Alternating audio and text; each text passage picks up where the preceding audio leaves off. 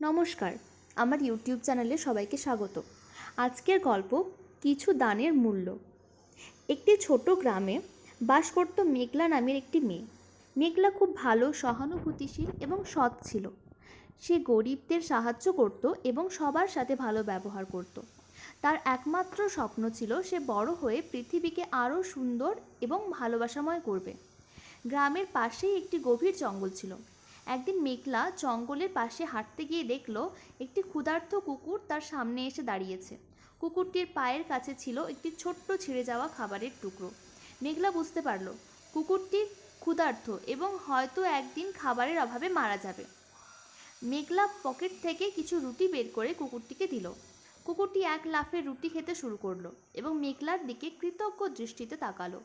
মেঘলা হাসলো এবং বলল, তুমি খাও, আমি জানি তোমার জন্য আরও কিছু খাবার জোগাড় করতে পারবো।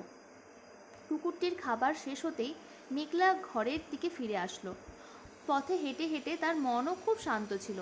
সে ভেবেছিল, এই ছোট্ট কাজটি কোনো বড় কিছু নয়, কিন্তু একটা প্রাণীকে বাঁচানোর জন্য কিছু হলেও সাহায্য করতে পারলাম।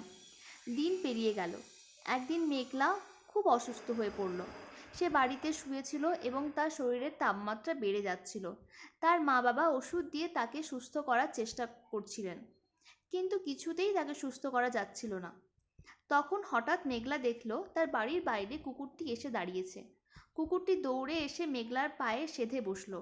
তারপর কিছুটা মাটির দিকে তাকিয়ে আবার মেঘলার পায়ের কাছে কিছু ছিঁড়ে রাখা খাবার দিল। মেঘলা অবাক হয়ে ভাবল, এটা কি ঠিকঠাক? কুকুরটি তার পিছনে ফিরে গেল এবং মেঘলা দেখল কুকুরটির মুখে ছিল কিছু পাতা ও বন্য ফুল। ঠিক ততক্ষণে মেঘলার শরীরের তাপমাত্রা একটু কমে আসতে শুরু করলো। পরবর্তী দিন মেঘলা পুরোপুরি সুস্থ হয়ে উঠল। মেঘলা তখন বুঝল, কিছু কিছু ভালো কাজ যদিও ছোট মনে হয়, কিন্তু জীবনে তার মূল্য অনেক বড় হয়ে ফিরে আসে। সে জানতো আজকের সেই কুকুরটি তার জন্য অনেক কৃতজ্ঞ ছিল। শিক্ষা: জীবনে সব কিছুই সৃষ্টির প্রতি শ্রদ্ধা এবং ভালোবাসা দিয়েই আসে। ছোট ছোট ভালো কাজ কখনো বৃথা যায় না, এর মূল্য অনেক বড় হতে পারে।